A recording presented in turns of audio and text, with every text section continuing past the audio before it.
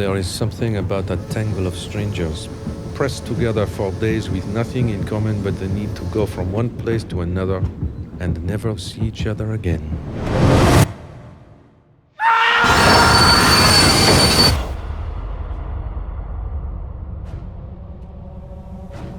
I see evil on this train.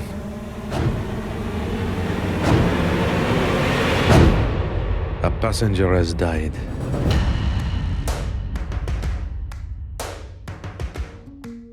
So they got him after all. You assume he was killed? No, not.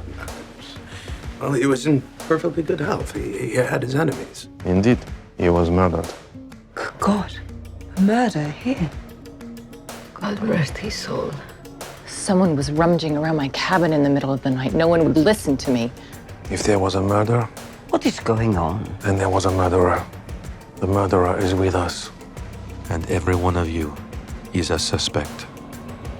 And who are you? My name is Hercule Poirot, and I am probably the greatest detective in the world.